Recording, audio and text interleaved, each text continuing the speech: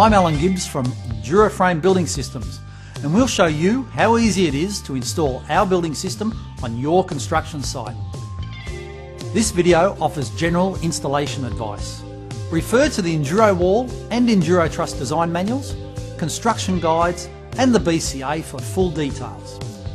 EnduroFrame structures are detailed using our latest CAD technology and utilising Australian-made TrueCore steel. The result is a building system that's been designed for the builder.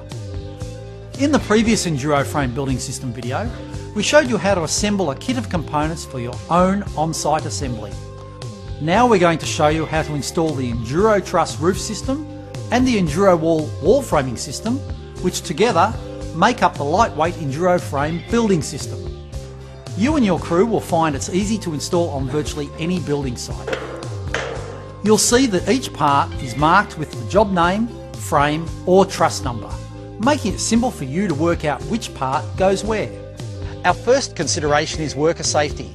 The HIA recommends a safe work method statement be written and that the worksite conforms to the safe work practices in the BCA.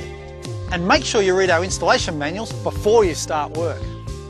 The EnduroCAD system outputs layout drawings to locate the wall frames and the trusses on site, plus the documentation for authority approvals. Okay, let's look at how to erect the EnduroWall framing system. Here's the tools you'll need: a hammer drill, screw gun with hex head bits, a handheld grinder, nail gun, cordless drivers, circular saw with a metal cutting blade, tin snips, spirit level, marker pens, string lines, clamps or vice grips, measuring tape, a hammer and a hacksaw. And we almost forgot, you'll also need a broom and a step ladder. Using the project architectural drawings, mark a chalk line on the inside of the wall positions on the concrete slab or platform floor. Where wall bottom plates are not pre-painted, an impermeable membrane, such as polyethylene, should be installed under the wall frame to isolate it from direct contact with the concrete foundation. The membrane should extend up the weather side of the flange of the bottom plate. Unpack and lay the wall frames close to their intended position according to the drawing. Starting from one corner of the building, stand two frames to the chalk lines to make a square corner. Screw the panels together using hex head screws at the top and bottom plates. Continue standing walls and attaching them together, working outward from the corner, making sure you set the interior walls inside the building before completing the exterior walls. Run a string line between the two corners and align the wall to the string line. When all walls are standing, complete the frame-to-frame connections in accordance with the details in the construction manual. Move the frames to align with the marked wall position, check room sizes and ensure rooms are square. It helps that the branding is always on the outside, which is the same way the arrows point on the drawing. For a concrete slab, drill out the holes, clean them and then insert the anchor bolts.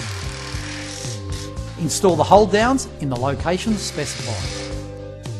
For framed floor construction, self-drilling screw fasteners are used for fixing through the bottom plate into the floor joist or perimeter member. Hold downs are generally located at panel ends, brace points and jam studs, nominally at 1200mm centres adjacent to the studs. After you have completed the installation, check that all hold downs are correctly located. Use a plumb bob or level and set the walls to vertical by increasing or decreasing the tension on the diagonal bracing. Ensure bracing straps are tight and screwed to each stud. Having completed the wall frames, proceed with the installation of the next story floor or roof frame. Aligned service holes make cabling and plumbing easy, and straight walls give a great finish to the plasterboard. Follow-on trades will find working with EnduroWall wall frames a breeze. Install the Hardy brace according to the manufacturer's recommendations. Now we'll look at roof frame installation. Stack the trusses in the order they will be required for installation. EnduroCAD software has produced drawings to help us install the roof frame.